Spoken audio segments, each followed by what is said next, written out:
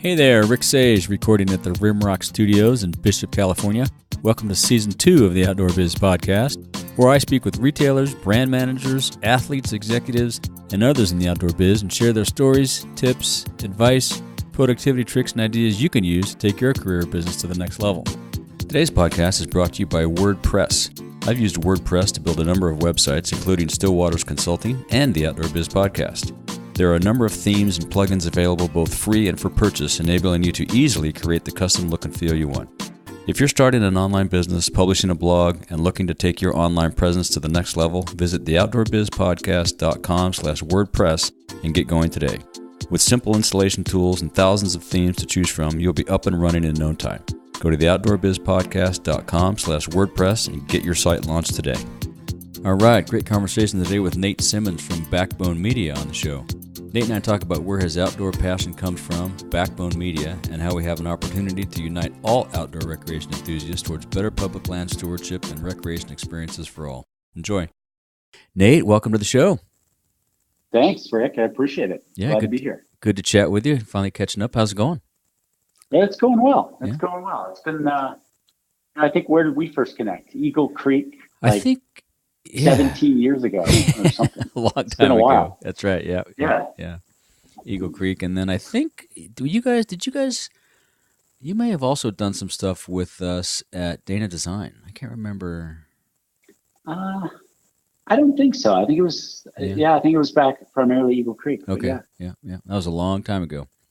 Yeah, it was. All fun stuff, though. It's all been good in between, huh? No, for sure. It's been quite a ride. Yeah. No question. Yeah, no doubt. So let's start out by telling us where your passion for the outdoors comes from. Did you get that as a kid, or how'd you get into that? Yeah, definitely. I mean, as a kid, with my grandfather and my dad, hunting and fishing was something that we did together, and that was something that pulled me outside. So I think a lot of it really started there. And just my grandfather was a big game hunter, and would talk about his trips to Canada and out west, and I would just sort of hear about those adventures, and that always really drew me into the outdoors. And then, as grade school and Boy Scouts and camping and that sort of thing starts to come into it a little bit, that was a big driver too. Right. Cool. And were you a Eagle Scout? Did you make it all the way that far? Or? No, I didn't. Yeah, not at all. Sadly, I didn't make it there. I didn't even make it to Scouts. I was in Boy Scouts, I think and then Weeblos, and then I got shut down. Yeah, exactly. Yeah, discovered sports, I don't know what happened. And the rest was history. I've never been much of a joiner. Me organized either. activity person. Yeah, and that maybe is part of what drew me to the outdoors. Is not that. Yeah, it's interesting you say that, because I'm the same way. I have not been I've been people have had to twist my arm. I'm on a couple boards now for some, Cal Wild and stuff like that, but they've had to twist my arm because I'm not a joiner either. And I think you might be right. It could be our independent souls drug us into the outdoors. Yeah. Interesting. I don't know. What was your first outdoor job? Actually Backbone was. Really? Yeah, it was. Oh, wow. My first step into the outdoor industry. I was wrapping up graduate school. I got an MBA at a school called INSEAD in France. Cool. Really cool program. And that program is set up to create bankers and consultants. And I was and mostly in Europe. And I was this kind of odd character that wanted to be in the outdoor industry in the US, trying to find a connection. So you knew you wanted to get into the outdoor industry even when you were while you were doing that. That's interesting. Yeah, it's just that's where my passion lies, and I was trying to find a way to get a marketing job with any of my hero brands in the outdoor industry, right? And Black Diamond or Patagonia or any of those brands. I was so focused on trying to find an opportunity there, and my business partner Penn Newhart was the only guy I knew in the outdoor industry. Wow! And at the time, MBAs were like the death knell. It was like you represented everything that was wrong with the world as an MBA. Right. Yeah. And according to the outdoor industry, they wanted nothing to do with us. Right. And so Penn was the one guy I knew in the outdoor industry, and started chatting with him. And in the time that we were talking, he spun out of Climbing Magazine was sold. he spun out and started Backbone with a woman named Lisa Raleigh. And I graduated and traveled for maybe 6 months, and then they finally had enough work going on for me to join them. And I moved to Carbondale, and that was it. First job. Rest is history, man. Good for you. That's amazing. Yeah. I figured it would either, at a minimum, I would meet some other people in the industry, and that might lead to another job. Right. Or maybe it would go somewhere, and then 20 years later it went somewhere. That's great. Yeah, you guys are doing good. Yeah, you're doing great too. Worked. Yeah, awesome. And so I didn't know you studied economics and French. How did that come about? And then you ended up going to school in France. How did that all manifest itself? My dad worked for Caterpillar Tractor for almost his entire career, and he was transferred around, and we bounced along with him. And so I went to high school in Brussels, Belgium, at International School of Brussels. Great, another amazing program. Mm-hmm. And I had never left the country before that. Wow. And so instantly, okay, we're moving to Europe. Drop us in Brussels. And my parents were pretty tough, kind of leading up to that point. But when we hit Europe, something changed, and they just said, all right, we're not sure how long we're here. Go for it. Wow. Get after it. Figure it out. Mm-hmm. And they cut us loose. So had an amazing experience over there, came back to the U.S. for school, worked here for a while, and then was kind of working in really very corporate kind of finance, insurance jobs, mm-hmm. and was trying hard to, one, get out of that, no offense to that community, right, and two, find a way back to Europe, and that's what led me to INSEAD. Interesting. Mm-hmm. Studied economics and French along the way. Yeah. I think economics is sort of the study of common sense. So that's a good point. That's well said. Yeah, I like that. Yeah, it's sort of, I don't know. It fit. It gets sense. Everything down to the basics, Yeah. Why do people do what they do? That's and right. What should you expect is going to happen? That's pretty right. Great. That's right. And so tell us about Tacey. Am I saying that right? Tacey's Kitchen. What's that? Yeah, that was a side project. It's still, I'm keeping it on the back burner. I'm not out of it yet. Okay. But, we have some friends who own a restaurant here in Carbondale called the Village Smithy, and it's a family place, and sort of the matriarch created the salsa that we always just thought was fantastic. And for a while there, they were jarring it and selling it, and we would buy it on a regular basis. We always had some, and then one day they stopped. So, well, what's the deal? How are we going to get Tacey's? How are we going to get the salsa? Right. And they had decided to move out of the business, and said it's a really hard business. It's a very, it's pretty competitive. There are a lot of brands out there fighting for shelf space. It's a tough one. Yeah. And back then, Amazon didn't exist, right? So you couldn't put it up on Amazon. Yeah, exactly. Yeah. So that's a good point. And so we decided to launch a business and buy the recipe from them and start making salsa. And I have 3 kids. My middle daughter is Tacey. Oh. And we decided to name the brand Tacey's Kitchen. I like it. And we made salsa, which is still one of my favorite salsas. And we also made these tea towels that were treated with Polygiene, so they were antibacterial. And I had, cool. spongesaregross.com, and was trying to, but it was a sideline. And at the time, Backbone was incredibly busy. We had 3 really tiny little kids, and my wife and I just didn't have a lot of time to put into the business. Right. So we still have some fans. We still get hit up here and there for product. But you still making it? People can still get it, or you have to have a special coupon code or something? You have to know Nate. Exactly. No, we put it on hold until we were in a place to really put some time into it. Gotcha. And I don't know when that's going to happen. Maybe Tacey will run. Well, exactly. I was going to say is when Tacey graduates high school or gets into high school or something, then she's all over. I'm holding on to it because it's it's unique in the market. I think. Yeah, great idea. I love the idea. Yeah. Yeah. That's very fun. Cool. So most of our listeners probably know about Backbone. This is obviously the outdoor biz, and there's a lot of outdoor industry folks. But for those that don't, tell us a little bit about what you guys do and your role there. Yeah, for sure. So Backbone, we're about 50 plus people. We have an office down in Denver. Our main office is up in Carbondale, Colorado, Western Slope. And we represent 60 or 70 brands, all focused on the active lifestyle consumer. That's really the lens that we look at things through is this a thing that an active lifestyle consumer will be interested in. And that's everything from people getting out of school and trying to figure out how to spend their free time, who dabble in lots of sports, all the way through to retirees who are still fit and active and participating in adventure travel or other sports, and everything in between. Right. So whether it's, it could be a cell phone or a pickup truck or a camera or a carbon fiber ice axe. And, if it's a thing that we feel like that active lifestyle consumer will be interested in, we feel like we can get it in front of them. Awesome.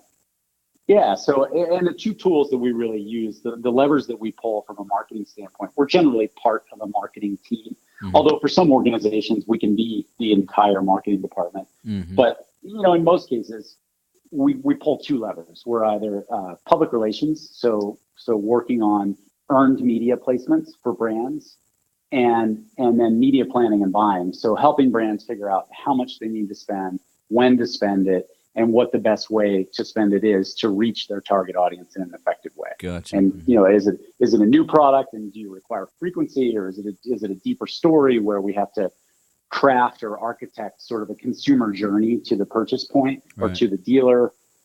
All of that fits together. Right. And I think we're pretty unique in the scale that we do both of those things. So we're about 50% public relations work and about 50% media. Oh, and we find those two functions really very complementary. Yeah. And so you guys are all over the social media portion of that then also, with all the changing, Facebook things and Instagram shifting all the time. And that's got to be, that's probably a few people's full-time job, keeping track of that. Oh yeah, no, we have a whole team of digital ops folks and people who are working deeply in the platforms.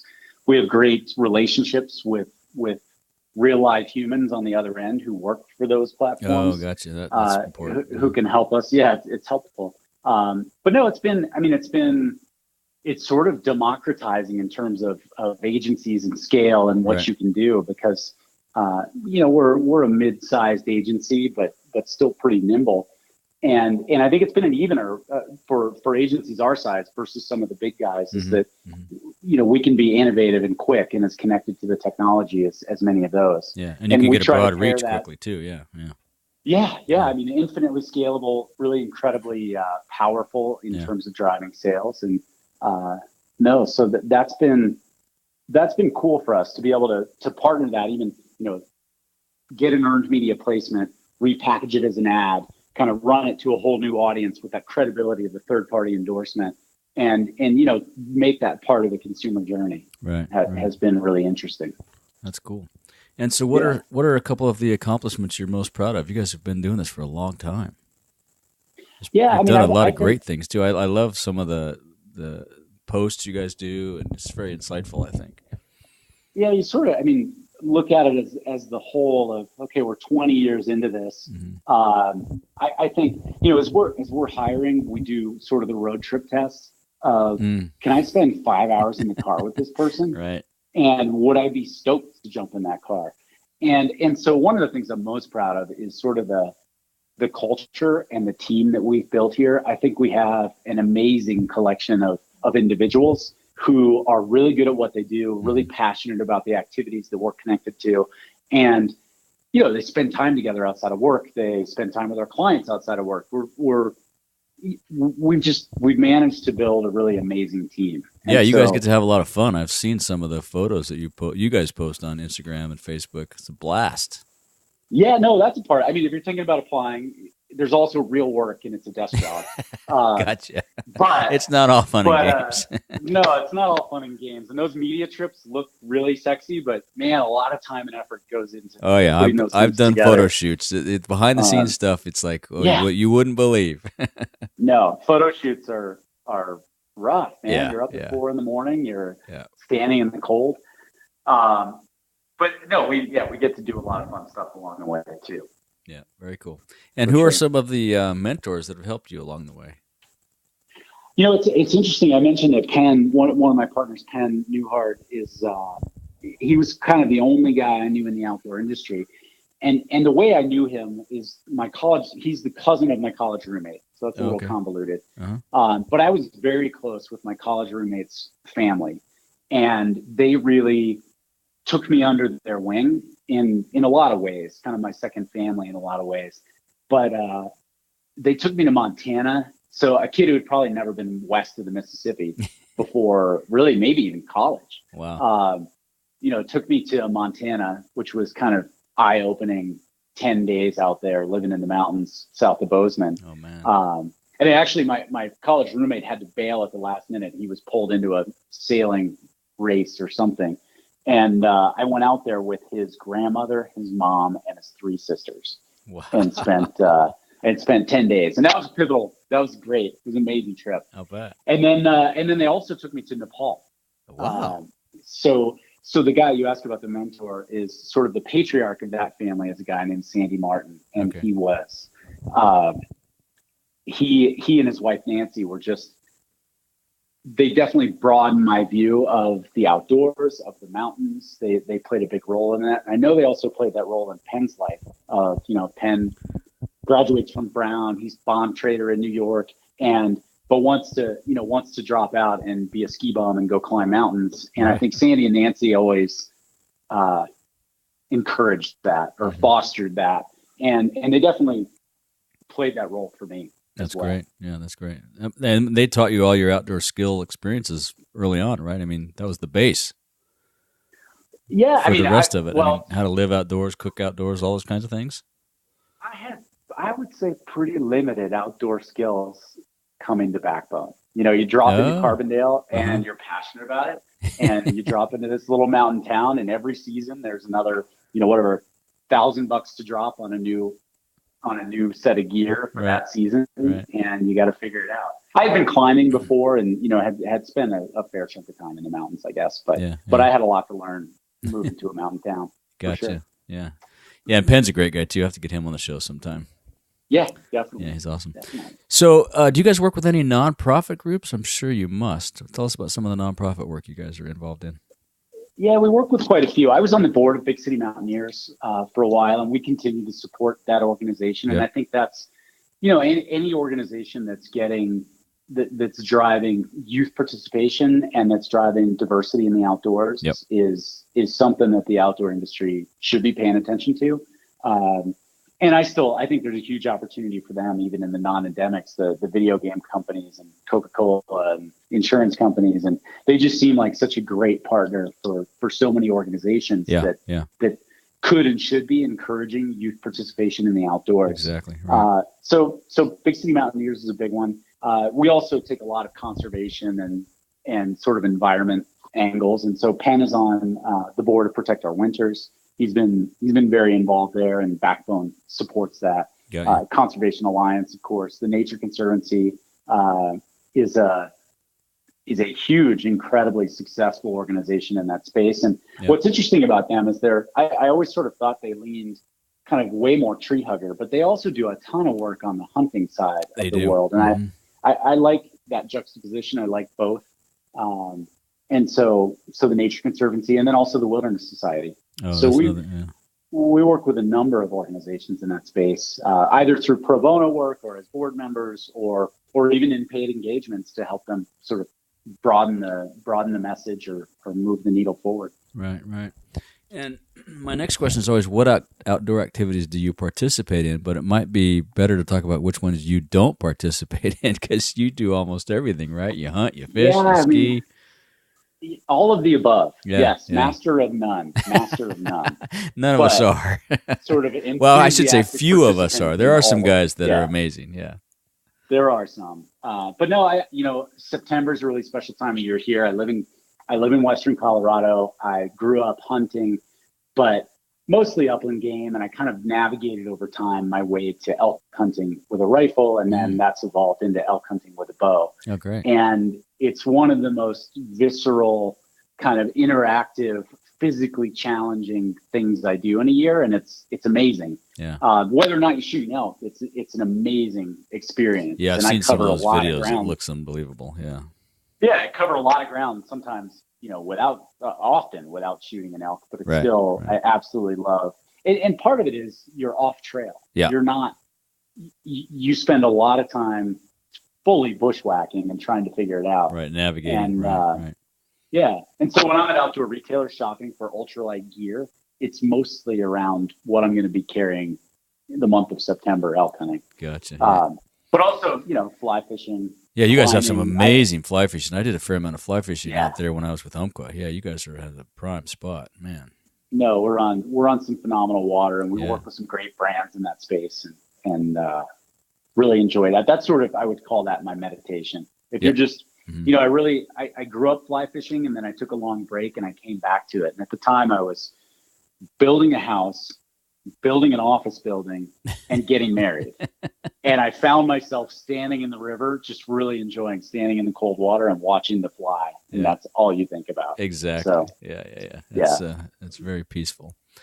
And do you have any suggestions or advice for folks that want to get into the outdoor biz or grow their career if they're already in the biz?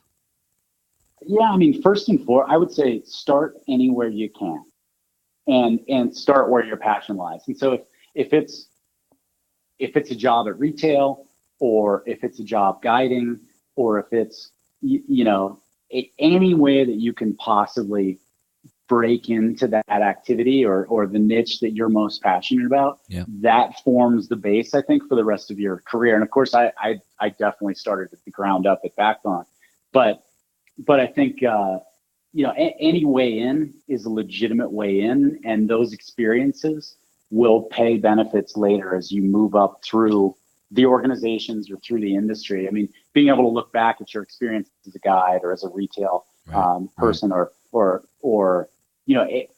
anything. I've seen so many people just sort of build their career because they're passionate about it, and they make great connections, and they work their way through. Yeah, no, that's great advice. I started as an outdoor education guy and then a river guide, and I still, to this day, recall some of those things I learned back then, whether it's teaching sixth graders or guiding on a river. You're right. That's good advice. Yeah, I mean, they're powerful lessons, for sure. And they stay with you forever. I know so many people here who worked retail, and they're close to the customer, and they're close to the brands, and they see the comparison between them. And I just think that's an amazing experience. Yeah. And I would say, the other comment for someone looking to get into the space is be a student of the game. Like, if you're interested in it, pay attention to the brands that are doing well, to the brands that aren't doing well. Who catches your radar and why? And I think, I think that's a big part of it too. And that's where, for Backbone, if we work for a hunting company, we hire hunters. And if we work for a fishing company, we hire anglers. Right. If we, and so it's easy for them to be a student of the game because they're passionate about it and they'd be paying attention to it anyway. Right, We're always looking for a newer, better widget that makes it easier, faster, more fun, safer as end users. Yeah. And so that takes a lot of the pressure off the job. Yeah, that makes a lot of sense. I like your advice too about either retail or guiding, because if you have some kind of experience with the end consumer early on, it just solidifies everything that you understand and know and how you operate forever. Yeah, it gives you a base of credibility and understanding that I just think is super powerful. Yeah, no, I agree. So, and how about any daily routines do you use to keep your sanity? You meditate, exercise, you get out of exercise, you walk the dog? Yeah, I mean, it varies. That's the beauty of where we live is that we have these seasons. And so for me, in the winter, if I possibly can skate ski at lunch, we have an amazing Nordic center called Spring Gulch that's maybe 10 minutes from the office. Oh, nice. If I can get up there and skate a lap, that's incredible. That's my ideal kind of day. And then in the summer, I mountain bike. Oh, cool. Okay. And so those are two things that I really try to build into every day that I possibly can. Where I really struggle is the mud season, and that's when we drive to the desert, I guess. But but the mud seasons are harder. I'm not really a gym guy. Yeah, probably never will be. Yeah, and it's messy to get out. Yeah. So yeah. Do you have any favorite books, or do you give books as gifts very often? Yeah, I mean the one that I want to call out is 50 Classic Ski Descents of North America, and that's it's a book that my business partner Penn Newhart co-authored, and it's an amazing holiday gift. It's these are all lines you would love to ski someday. It's not all, super gnarly, unskiable stuff. It's just these beautiful classic lines. And so I think that's a great good one. Yeah. gift. Great book. Yep. Yeah. Awesome. We'll link to that in the show notes. Yeah, for sure. And do you have a favorite piece of outdoor gear that's under $100? Oh man. Not on Pro Deal either. You got to use the retail price. Yeah, for sure. For sure. I mean, there are so many where to start. Right. I think obviously we were chatting a little bit before this call about Yeti. I think that I'm a huge fan of that brand. I love the quality of everything that they make. Mm-hmm. And so always kind of gravitate that direction. I love their products. Mm-hmm, mm-hmm. It's, boy, I don't know. That's all right. That's good. The Yeti's good. They have some great stuff. It's under $100 or right at $100. Yeah, I mean the Yeti Lowball is just kind of a classic, amazing product. You drink your coffee in the morning. Right. For me, in my case, it's tequila on the rocks in the evening. And there you go. Yeah. It's a beautiful thing. Either or. That's right. And as we go to wrap, is there anything else you'd like to say to our audience or ask of our audience? Yeah, I do. I wanted to mention, I think we're at a really interesting time right now in the country in terms of public lands and pressure upon public lands. Yeah. And even sort of the general understanding of what public lands means. Is it federal or is it state? And what is that? What's the difference? And what would that imply? I think we're at a really unique time in history where there's an opportunity and there's more interest for sort of strange bedfellows to come together to get good things done. Right. And I've always been, it's a little bit of my soapbox in the outdoor industry. Is that hunters really have done more for conservation in America than any other group ever will, in terms of dollars and time and effort, and really truly dollars by, to the tune of many, many times what will ever come from any other organizations. And also in terms of influencing legislation. And for a longer period too, right? They've been doing this since this country was founded. Yeah. I mean, since the 30s, yeah. The Pittman-Robertson Act, and just they imposed a tax upon themselves to support conservation and the rehabilitation of species. And so, I think, but we're at a really unique confluence where I'm seeing more than ever before, I'm seeing the tree huggers and the hunters kind of coming together for this common cause. Right. And I really think when you get those two groups together, it is truly terrifying to the politicians because hugely they're powerful. Yeah, they're not supposed to vote together. They're not supposed, they're not supposed to be aligned. Right. We're supposed to be able to tease out the difference between the brands and between the votes and the decisions. But I think there's an opportunity to make public lands a swing vote issue, and to bring both left and right together to get that done. Yeah. And we've seen it happen with, legislation coming out of Utah that was just, it was bad for public lands flat out. Right, yeah. And both sides worked together to get it done. And so, that's sort of my comment to this. I know this is more broadly outdoor versus hunt. It's broadly outdoor, but I'm really trying to make sure that we embrace all of outdoor, right? Because like you, I grew up hunting and fishing, and I ended up on the, the tree hugger side of things, if you will, and backpacking and whatnot. But I do everything like you do, right? I mean, I just love to play outdoors. So I'm trying to get people on the podcast that represent all those constituencies, because not only do we have, to your point, do we have a great opportunity to influence the politicians, but we also have a great opportunity to work together to protect the public lands in ways that they haven't been protected before, so that we can all have a place to play, right? Yeah. I'm loving what the industry is doing in terms of quantifying the economic impact that the outdoor industry has. I think that was a major win, and I know it took an insane amount of work to get that done.